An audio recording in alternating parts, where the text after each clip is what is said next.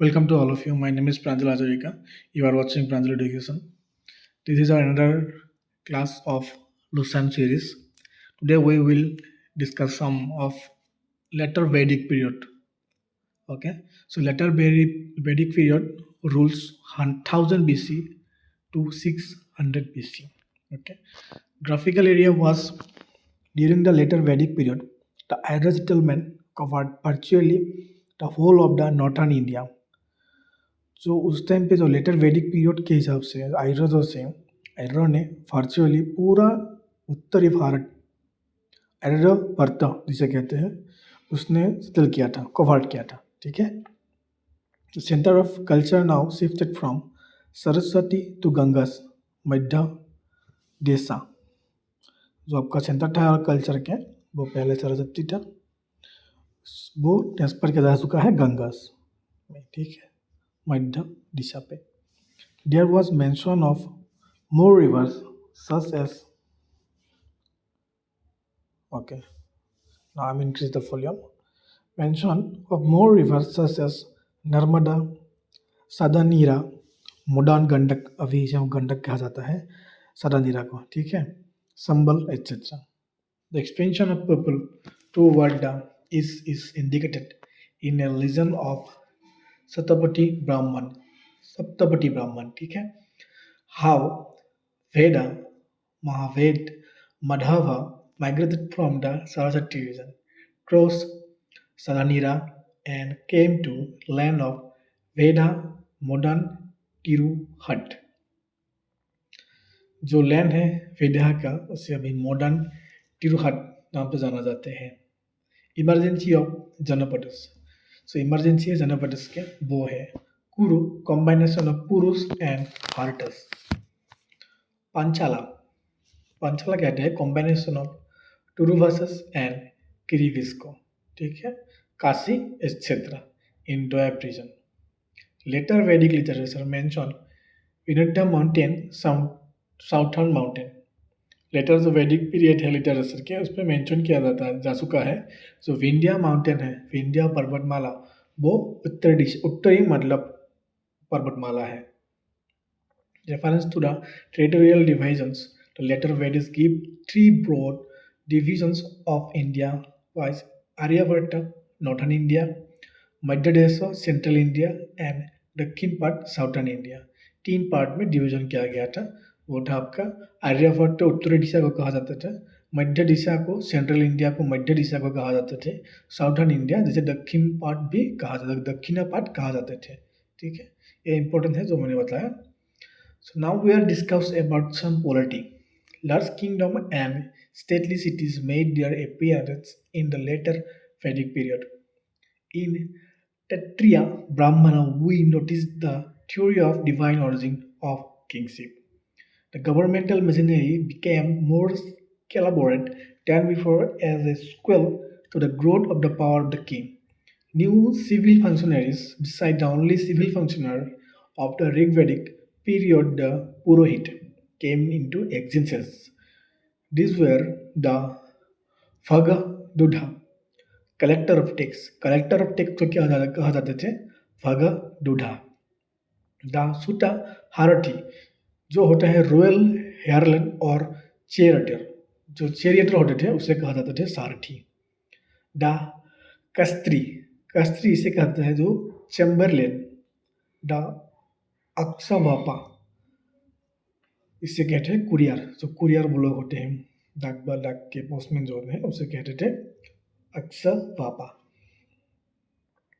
The military officials of the Rigvedic times, the Senani, the general कहा जाता था English में, and the Gramini, the head of the village, वो मैंने आगे ही बताया था आपको, continued to the function. The period also saw the beginning of the regular system of provincial government. Thus, we find the Satpati being entrusted with the duty of administering outlying areas occupied by the Aboriginal and Satpati being put over a group of 100 villages. Adhikritam was the village official. जो village official होते थे उसे अधिकृत कहा जाता थे. Urugas mentioned in the Upanishad उरुगस के बारे में मैंने उपनिषद में बताया जा चुका है। Was probably A policy official. जो पुलिस ऑफिशियल थे उससे उग्रस कहा जाते थे, ऐसा मेंशन किया जा चुका है उपनिषद में। तो अभी हम सब इम्पोर्टेंट पॉइंट डिस्कस करेंगे, जो मतलब ये टेबल्स दिख रहे हैं आप, वो रटनियास के हैं, सत्यवती ब्राह्मण के। किसे क्या कहा जाते थे वो बोला जा रहा है, ठीक है। इंग्लिश में दिया गया है और उस टाइम के नाम भी दिया जा चुका है। पुरोहित, पुरोहित किसे कहा जाता थे? द प्रीस्ट, पुजारी को। महिषी, महिषी किसे कहते थे? The queen. ये बहुत इंपॉर्टेंट है, ठीक है। द क्वीन को क्या कहा जाते थे? महिषी कहा जाता थे। ये थोड़ा यूनिक है तो इसे याद रखिएगा। युवराजा, क्रोन प्रिंस, युवराज को क्रोन प्रिंस कहते थे। सुता हारथी, द रॉयल हार्लेट और द चैरिटर, इसे कहते थे सुटा अर्थात सारथी। सेनानी, सेनानी किसे कहते थे? द जनरल को, जो जनरल होते थे सोल्जर्स के, उसे सेनानी कहा जाते थे।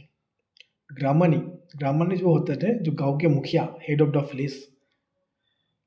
उसके बाद आता है सस्ता, सस्ता हो गया गेटमैन, और उसे संबेरलियन कहा जाता था। गेटमैन जो गेट के मतलब द्वार पे रहते हैं, द्वारपालक, उसे गेटमैन कहा जाते थे इंग्लिश में, और उस टाइम पे उसे सहायता कहा जाता था। संग्रहित्री मतलब ट्रेजरर, जो हिसाब निकास का काम करते थे, उससे उस ट्रेजरर को संग्रहित्री कहा जाते थे। फागडुढ़ा, कलेक्टर ऑफ टैक्स, जो टैक्स कलेक्ट करते थे उससे फागडुढ़ा कहा जाते हैं। आकस्सोभापा, कुरियर, तो अभी मैंने बताया डाक विभाग के जो कुरियर होते थे उस टाइम पे शायद उसे आकस्सोभापा कहा जाते थे। पाला गला, फ्रेंड ऑफ किंग, जो राजाओं के दोस्त हुआ करते थे उस टाइम पे, उसे पाला गला कहा जाते थे। गोभीकर्ता, head of forest department, forest department का जो मुख्य आदमी होते थे, मुख्य हेड होते थे, उसे कहते थे उस टाइम पे गोभीकर्ता, गोभीकर्ता। ये जो दिख रहा है आप, मैंने अभी जो 12 आप लोगों को डिस्क्राइब किया, बहुत ही इंपॉर्टेंट है ये सब, ठीक है। All's are very very important. Please इसे एक एक करके आप लिख लीजिए हो सके तो, ठीक है। अभी के अभी नोट डाउन कर लीजिए, एग्जाम में आने की चांसेस बहुत ज़्यादा है। The popular control over the affairs of the kingdom was exercised through सभा एंड समिति।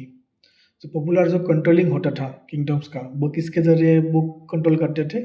स्पेशली सभा समिति के जरिए, ठीक है। जो भी मतलब सभा होता था, सभा के जरिए उसे कंट्रोल किया जाता था।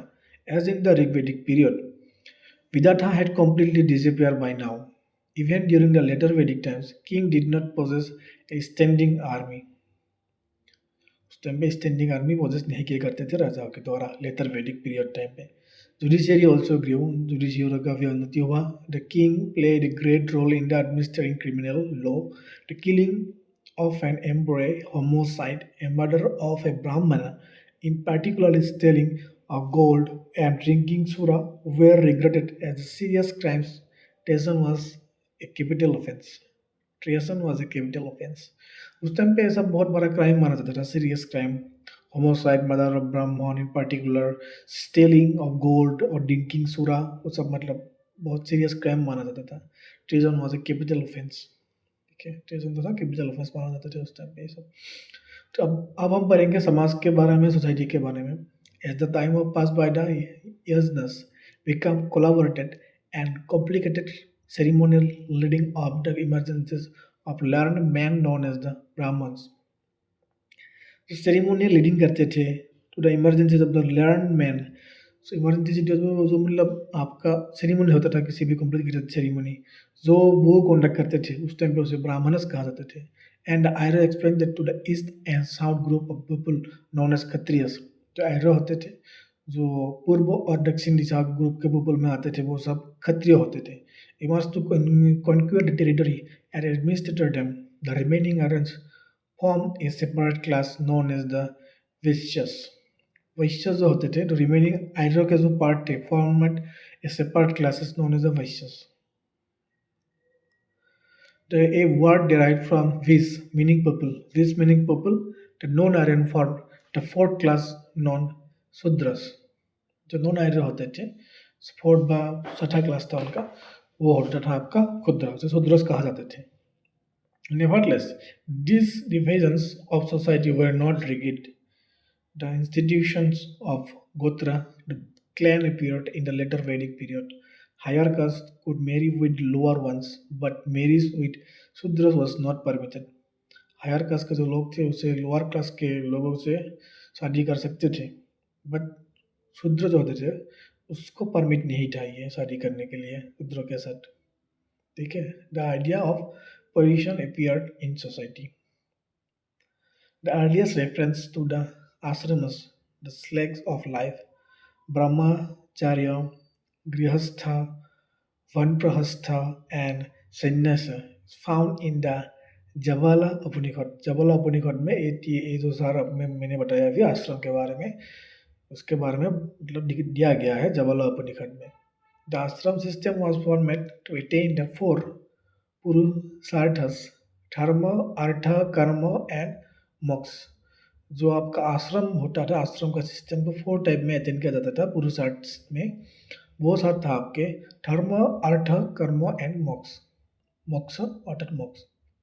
The status of women declined. According to the Attarya Brahmana, a daughter is the source of misery, but a son is the protector of family. तो पहले से ही मतलब महिलाओं को इतना मतलब वो नहीं दिया जाता था.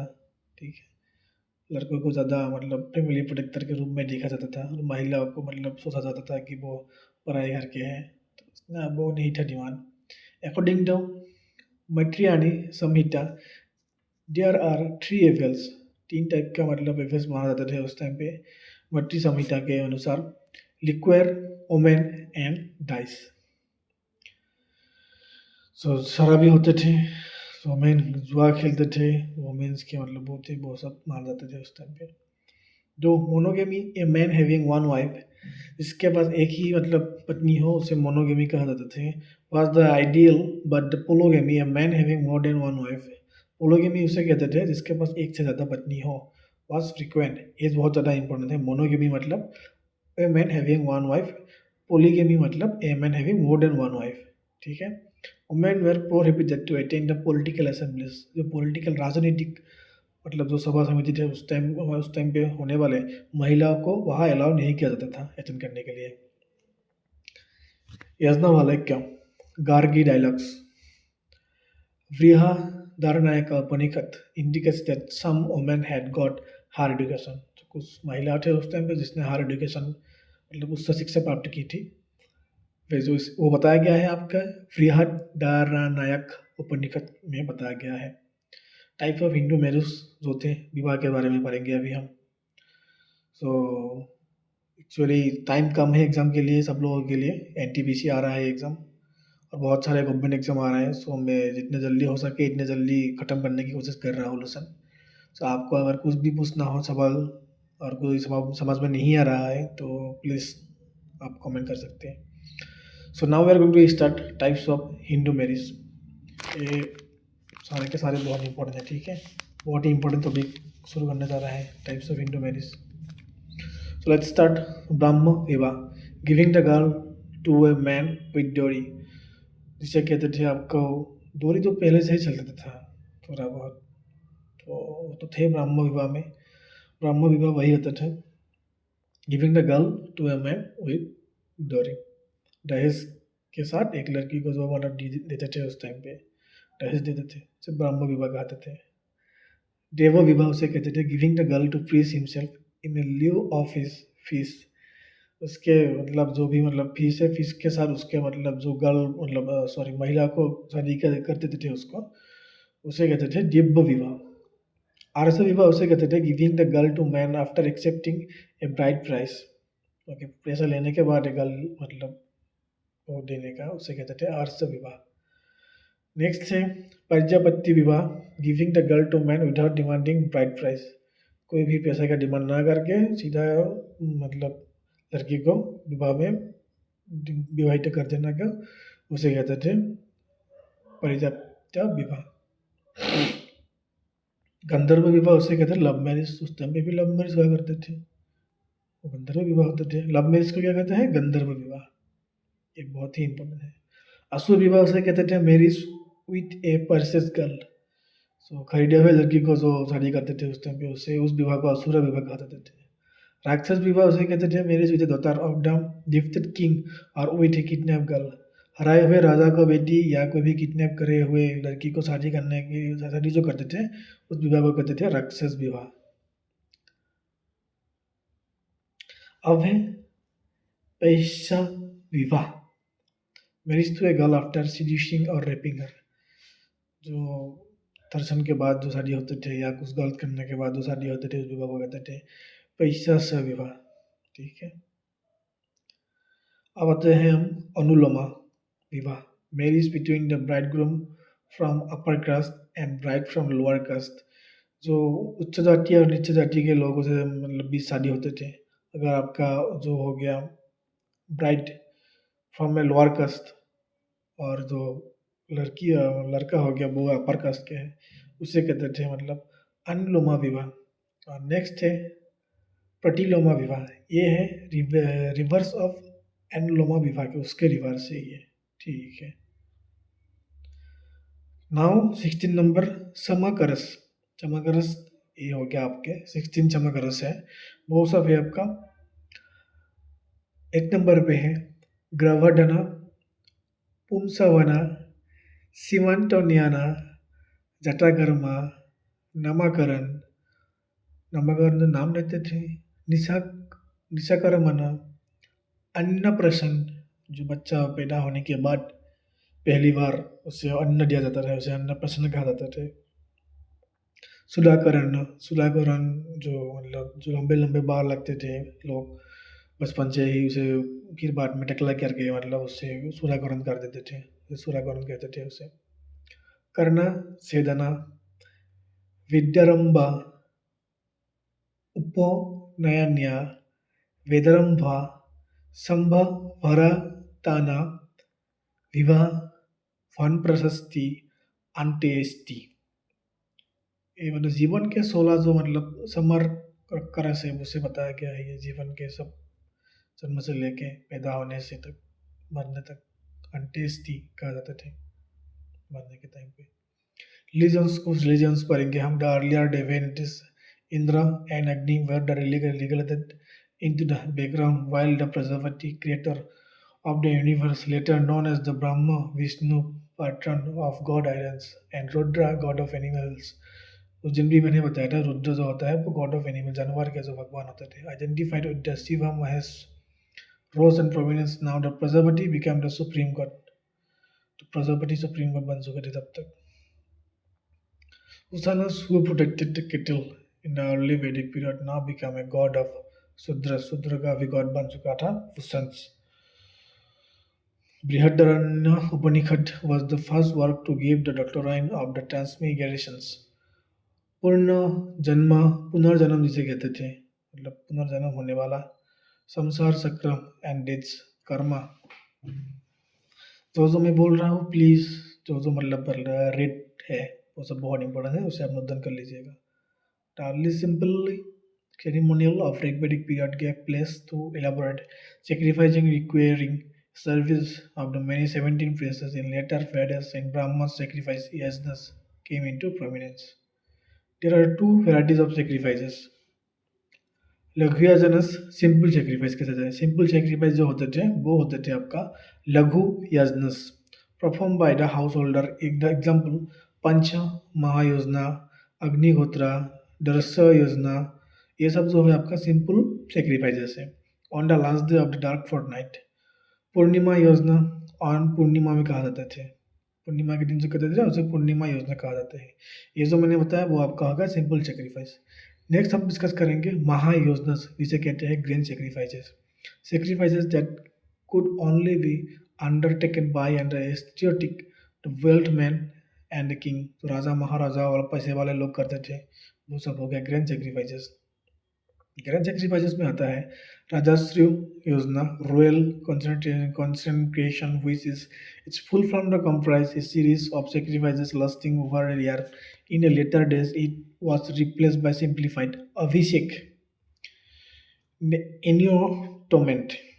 Next है Bijapa Yajna, dark of stand, which is lasted for a period of the 7 days up to full of full 1 year 17 days तक होता है ये विजयप्पा योजना।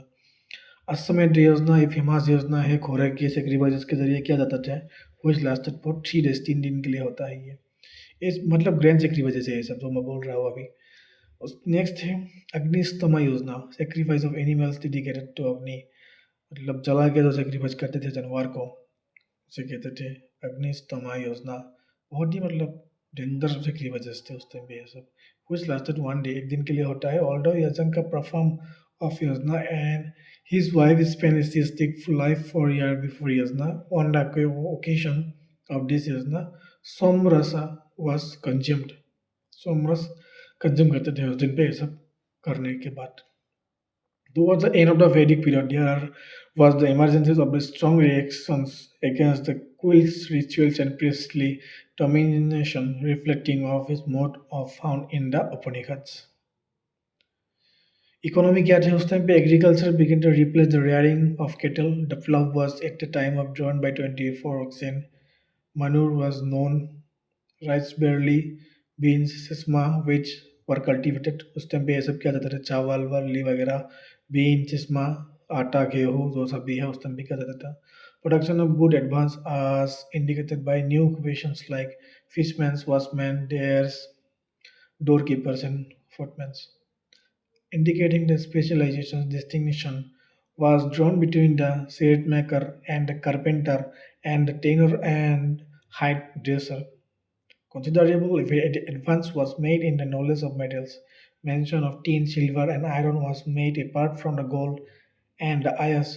आयस किसे कहते थे? आइदर कॉपर और आयरन को। इन द ऋग्वेद में ये कहा गया है, ठीक है। तो evidence was that they are regretting the organisation of merchants into guilds because of the reference to corporations. Corporations को क्या कहते थे? गनर्स। एंड एल्डरमैन को क्या कहते थे? इल्डर नहीं है, एल्डरमैन है, ठीक है। श्रेष्ठिन्स पीजीडब्ल्यू मतलब painted grey ware culture 1100 BC to 600 BC ये हम पढ़ चुके हैं प्री ग्रेम वैदिक पीरियड के बारे में। नेक्स्ट क्लास में हम पढ़ेंगे महाजन ब्रदर्स पीरियड। आज के लिए बस इतना ही। Thank you so much. Have a nice evening. Bye bye.